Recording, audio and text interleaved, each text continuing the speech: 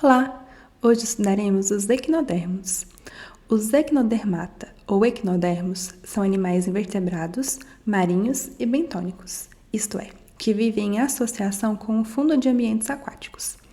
Os equinodermos são exclusivamente marinhos, não possuindo representantes que habitem um meio terrestre ou de água doce. São animais de vida livre e de simetria radial, que se locomovem utilizando os braços. Exemplos de animais deste filo são as estrelas do mar, lírios do mar, pepinos do mar, ouriços do mar, bolachas da praia, entre outros.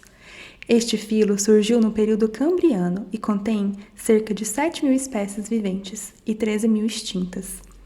Estes animais se aproximam muito dos cordados por possuírem celoma verdadeiro e por serem deuterostômios, ou seja, o orifício embrionário conhecido como blastóporo origina o ânus dos indivíduos. Os sexos normalmente são separados. A reprodução sexuada tipicamente consiste de liberação de ovos e espermas na água, com a fecundação acontecendo externamente.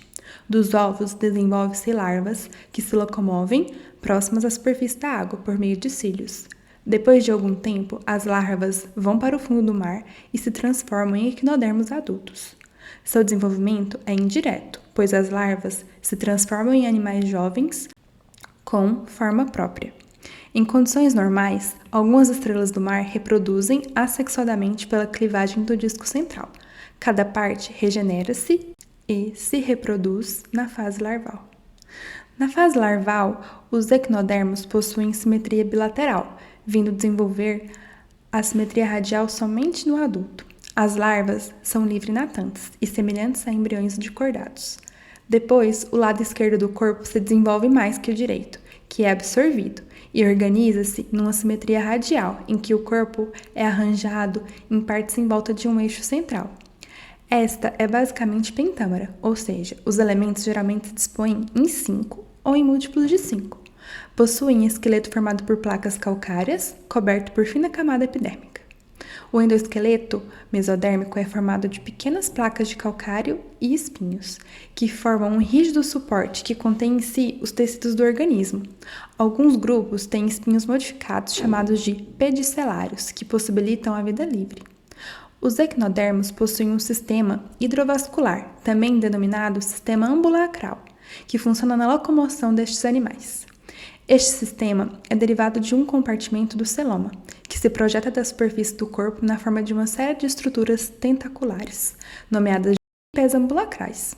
O sistema hidrovascular funciona através de um sistema de canais hidráulicos, nos quais a diferença de pressão produz movimentos físicos.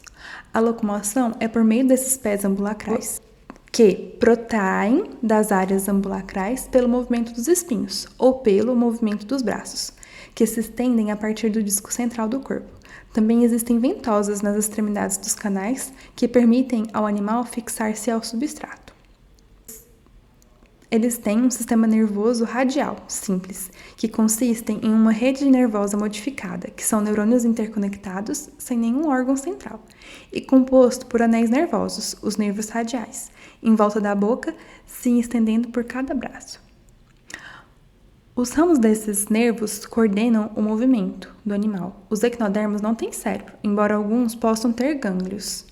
A maioria dos equinodermos alimentam-se de animais vivos ou mortos, especialmente moluscos, crustáceos, poliquetas, outros equinodermos e até mesmo peixes. Muitos equinodermos têm notável poder de regeneração. Por exemplo, uma estrela do mar cortada radialmente em várias partes, depois de alguns meses, regenera-se em tantas estrelas viáveis quantas foram as partes separadas.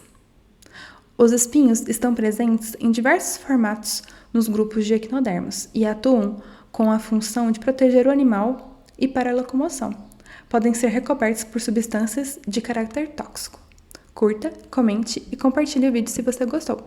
Beijos e até mais!